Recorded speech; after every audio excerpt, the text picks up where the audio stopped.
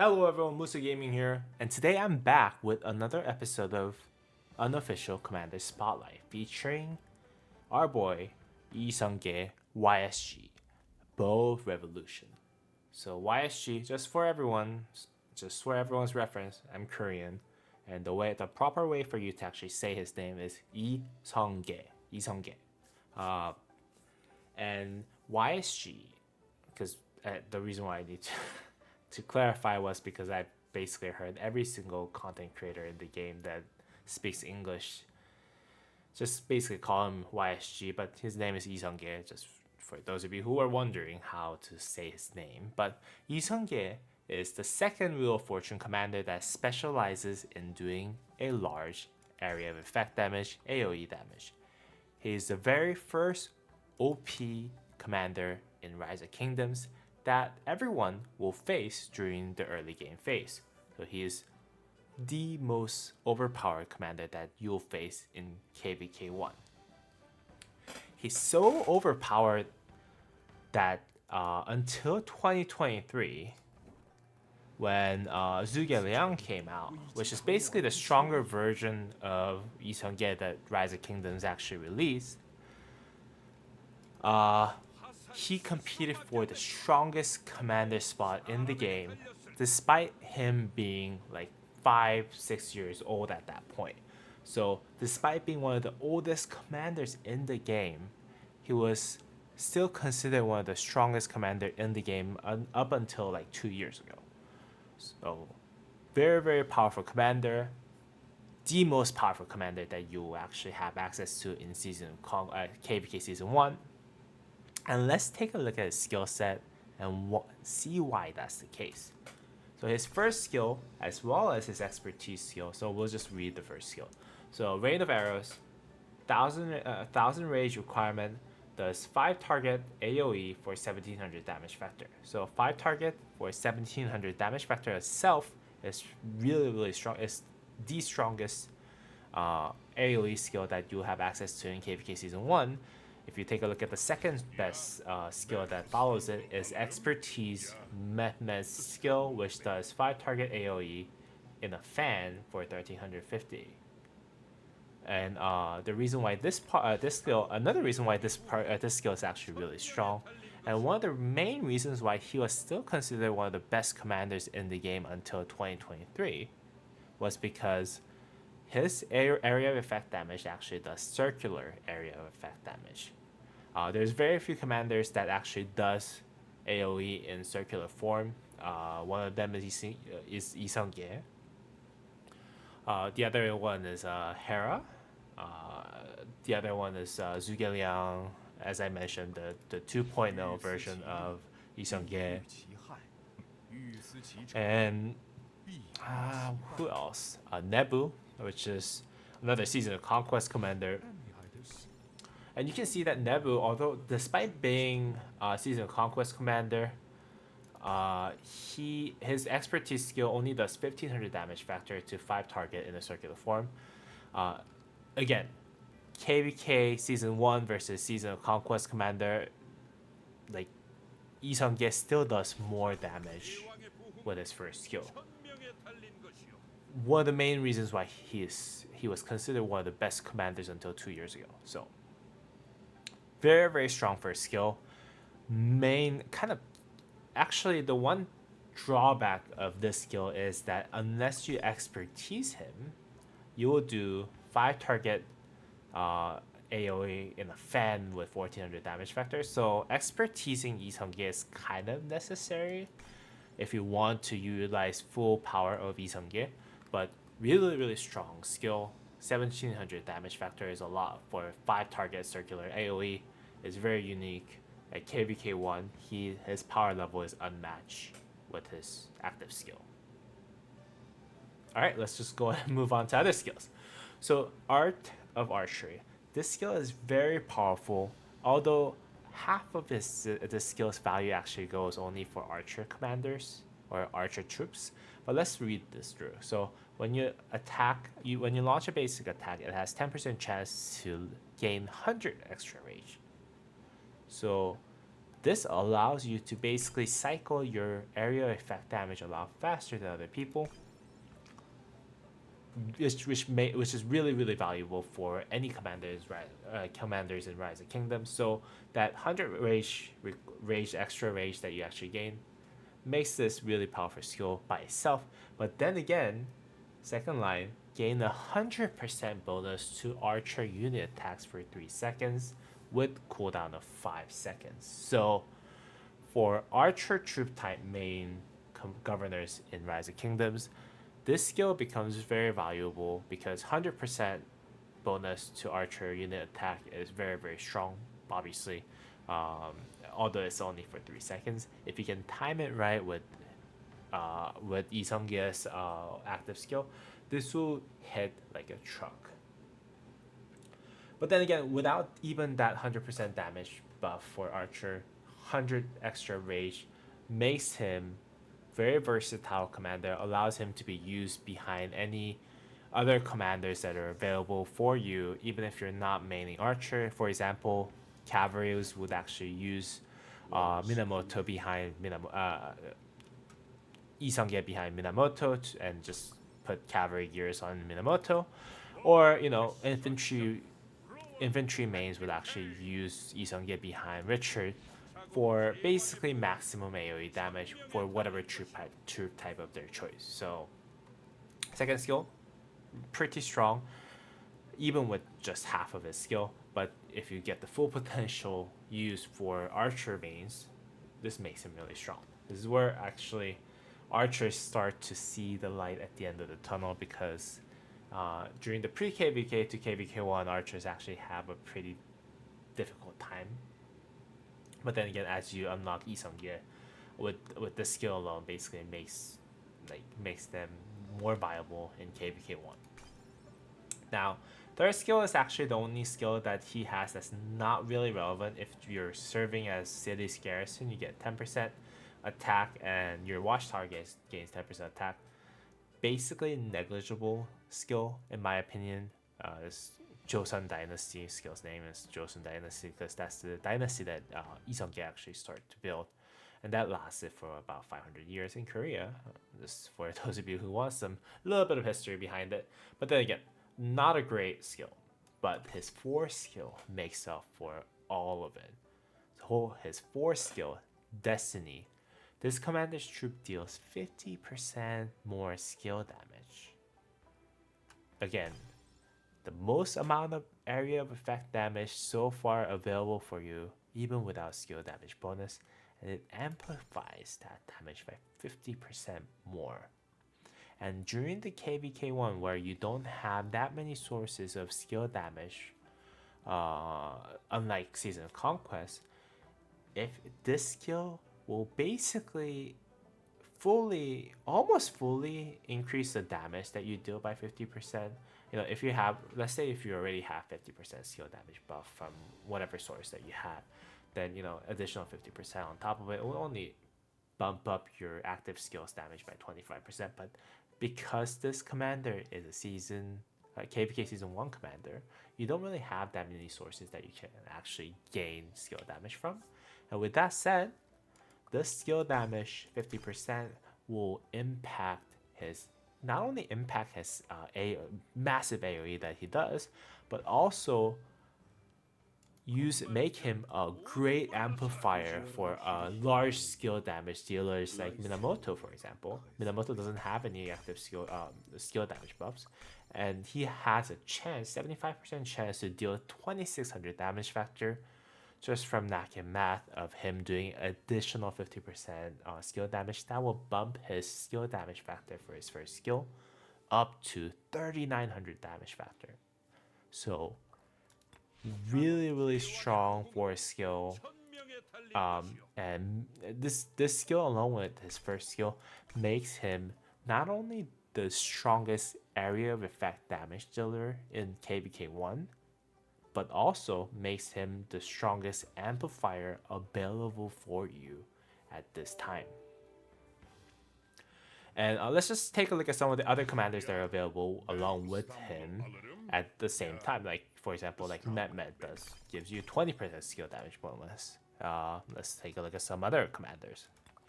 Sun Tzu, which is the strongest epic commander in the game, only gives you 20% extra skill damage buff. So 50% alone is way more than Mehmet and the amount that Mehmet and Sun Tzu amplifies by far. So again, this is where he is so overpowered that he can be used with archer, he can be used with cavalry, and he can be used with infantry, and where he will do the most amount of damage for whatever troop type that you actually use in KVK1. And again, one of the reasons why he was so overpowered for so long in Rise of Kingdoms. Alright, so that's basically his overpowered skill set. Let's go ahead and take a look at how you can get him. Again, what I've been saying, you can acquire him through Wheel of Fortune Wheel of Fortune. You will actually get this in one of your event tabs. As you enter KVK1, I believe, as your Pass 4 fight begins, this is where you'll be able to kind of start seeing Yi Seong-Gye. And you basically be able to spin the wheel for his sculptures. And once you have 10 or more of those sculptures, you'll be able to basically unlock Yi Seong-Gye for you to use. And he also does have a museum. And actually his museum is very much stronger than any other commander's museum buff, just because he not only gives 20% archer defense, which is pretty good by itself, he also gains 12% extra skill damage. So you can see that skill damage actually goes up from 3% to 12%. If you actually have fully relicked Yi Seong-Gye in your in your commander lineup, my opinion is that, you know, until like a new better archer commanders actually come out, or if you don't have enough gold heads to be used for archers, your first archer march, even after you enter Season of Conquest for a considerable amount of time, Yi Seong-Gye will be in your first best archer march comp, in my opinion. You can use him behind Zhuge Liang. So Zhuge Liang, Yi Seong-Gye does double AoE circular damage, which does a lot more damage. And what if you have him relicked up all the way? I would say it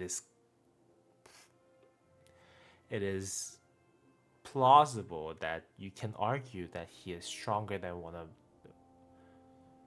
the it's arguable that he's probably one of the top 5 archer commanders that is available for you, even in Season of Conquest. So one of the key reasons why a lot of people actually leave Yi Seong-Gye alone, even with the commander swap event.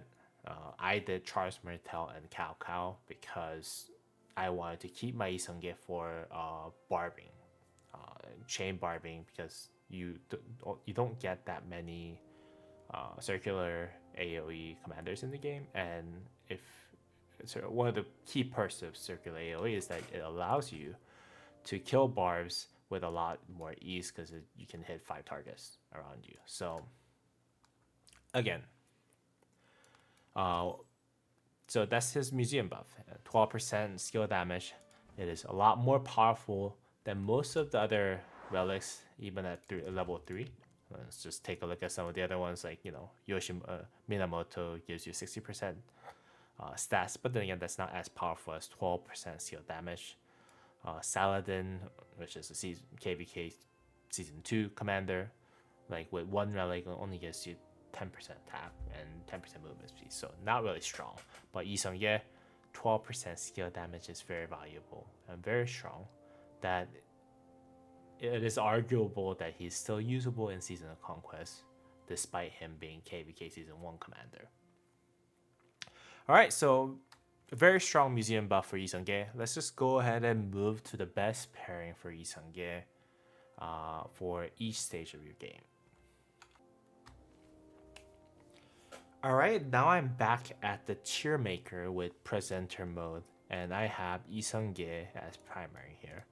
And for KVK1, let's just go ahead and list some of the best pairings for him. Charles Martel, because Charles Martel amplifies the secondary commander's damage a lot with his first skill, which kind of makes him go really well with Yi Seong-Gye. Richard is a great example. He's a very, very tanky commander in the game, and he heals himself. I think has like, if you have expertise him, you have like up to 20% damage reduction by itself. Yi Seong-Gye, one of the only thing that he's missing is tankiness, and they kind of work very well together with one another.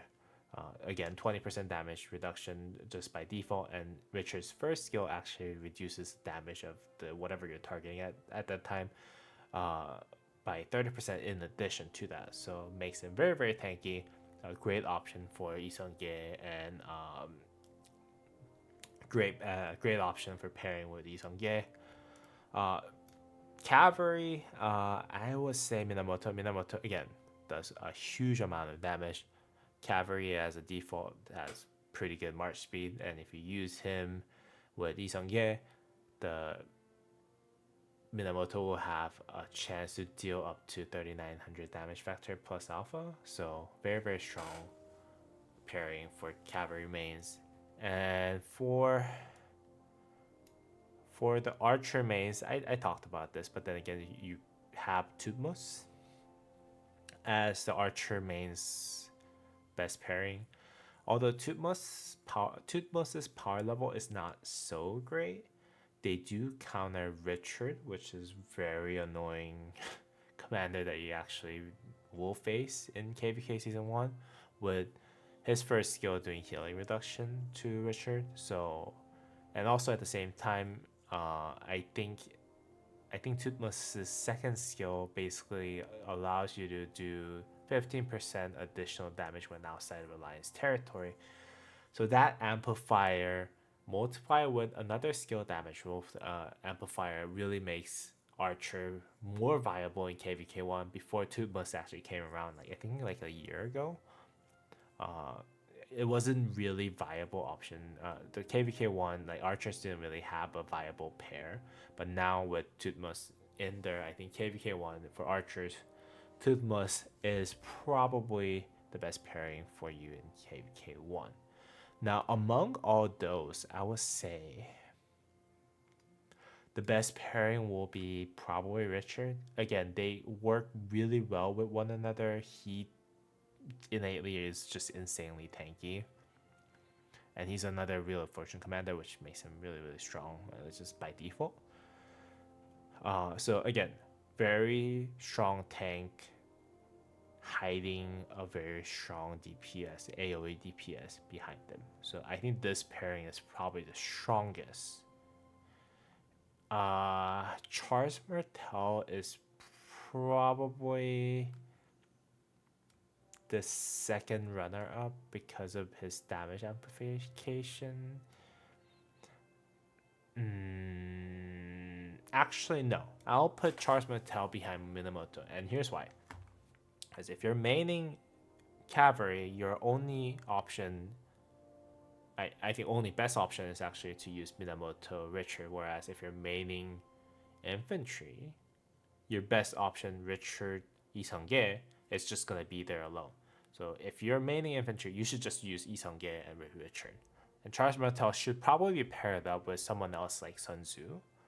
So I would rank him down for that reason, because your best option is already there. Richard. Use Richard and use Yi Seong-Gye.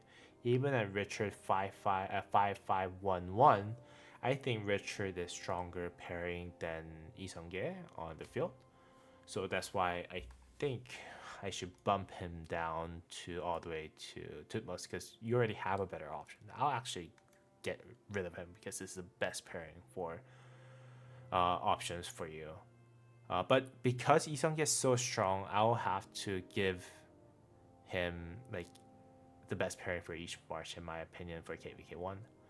Because you don't really have alternative ways for you to pair him.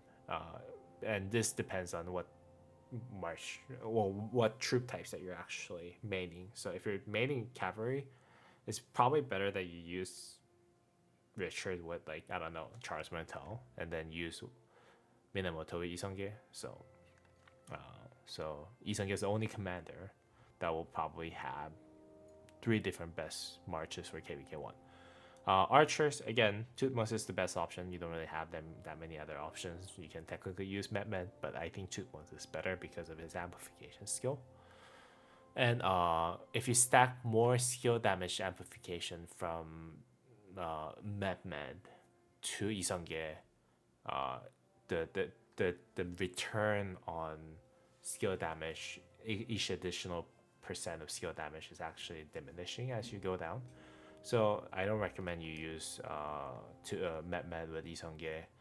Also, if you actually use Met with Yi Seong-Gye, if you want to use Archer equipment, you have to put Yi Seong-Gye as primary, and everyone on the field would just target you just for having Yi Seong-Gye primary. So Tutmos is probably the best option for archers. KVK2, for archers, I think Tamiris, if you have her, is going to be the best pairing. On the Edward Banana Head is okay, but his extra rage requirement and I think rage reduction is really not worth it for Yi Seong-Gye. So I think Tamiris is probably the best option, and her being the archer commander, I think she should be the very first slot for KVK2 pairing.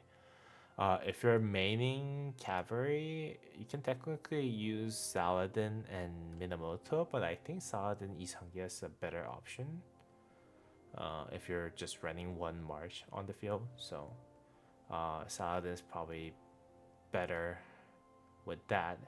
And for infantry, where is Alexander the Great? Sir Alexander the Great. There you go. Infantry, Alexander the Great is probably the best option. On order, I think Alexander the Great is really strong, but I think he can be better paired with, Richard or Charles Martel, while Yi Seong-Gye sits behind, let's say, a cavalry march. So I think Alexander the Great, I think he's actually better than Saladin because they synergize better, in my opinion. Alexander the Great's skill damage with his, I think, second or third skill does really well.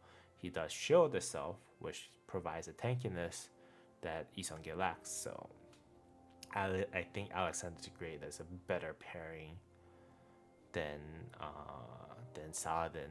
But because of that 100% damage attack buff that Yi Seong-Gye has, technically I think Tamiris does synergize better with Yi Seong-Gye. And along with the fact that Tamiris does inflict poison, that does add more skill damage taken to whatever target they're targeting. During Season of Conquest, you can just use, there are a couple options that you have for Yi Seong-Gye. There's Zhuge Liang. What else is there? It's technically Boudica. Where's Boudica here? Well, Nebu is potential candidate. Where's Boudica? I can't find Miss Boudica. Why can't I find Boudica? Oh, there you go. Boudica Prime. And where's Herman Prime? Herman Prime. Can't find Herman Prime. There you go. And Asher Venipal.